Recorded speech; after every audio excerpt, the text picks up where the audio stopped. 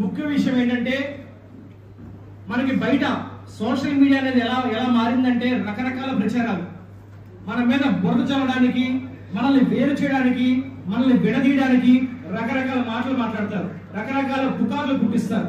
దాంట్లో ముఖ్యమైనది ఏంటంటే ఎప్పుడైతే ఇక్కడ గంటా శ్రీనివాస గారి పేరు అనౌన్స్ అయిందో నేను ఒక రకంగా ఆనందపడ్డాను, ఒక రకంగా బాధపడ్డాను.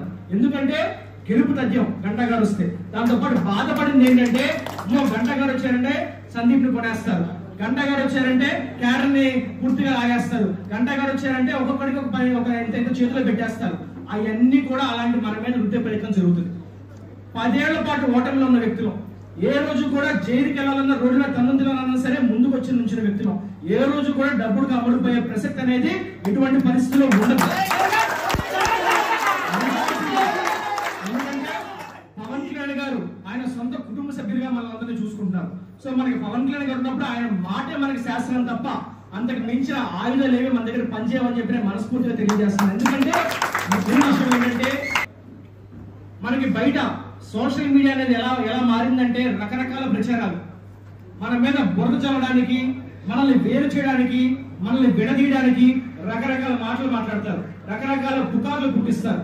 దాంట్లో ముఖ్యమైనది ఏంటంటే ఎప్పుడైతే ఇక్కడ గంటా శ్రీనివాస గారి పేరు అనౌన్స్ అయిందో నేను ఒక రకంగా ఆనందపడ్డాను, ఒక రకంగా బాధపడ్డాను. ఎందుకంటే గెలుపు తథ్యం గంటా గారు వస్తే. దాంతో పాటు బాధపడింది ఏంటంటే గంటా గారు వచ్చారంటే సందీప్ ని కొనేస్తారు, గంటా గారు వచ్చారంటే క్యాడర్ ని పూర్తిగా లాగేస్తారు, గంటా గారు వచ్చారంటే ఒక్కొక్కడికి ఒక ఎంత చేతిలో పెట్టేస్తారు. అవన్నీ కూడా అలాంటి మన మీద వృద్ధి ప్రయత్నం జరుగుతుంది. 10 ఏళ్ల పాటు ఓటమిలో ఉన్న వ్యక్తులు, ఏ రోజు కూడా జైలుకి వెళ్ళాలన్నా, రోడ్డు మీద తన్ను తినాలన్నా సరే ముందుకు వచ్చి నుంచిన వ్యక్తులు, ఏ రోజు కూడా డబ్బులకు అమ్ముడుపోయే ప్రసక్తి అనేది ఎటువంటి పరిస్థితుల్లో ఉండదు. ఎందుకంటే పవన్ కళ్యాణ్ గారు ఆయన సొంత కుటుంబ సభ్యులుగా మనల్ని చూసుకుంటున్నారు. సో మనకి పవన్ కళ్యాణ్ గారు ఉన్నప్పుడు ఆయన మాటే మనకి శాస్త్రం తప్ప అంతకు మించిన ఆయుధాలు ఏవి మన దగ్గర పనిచేయమని చెప్పి నేను మనస్ఫూర్తిగా తెలియజేస్తున్నాను. ఎందుకంటే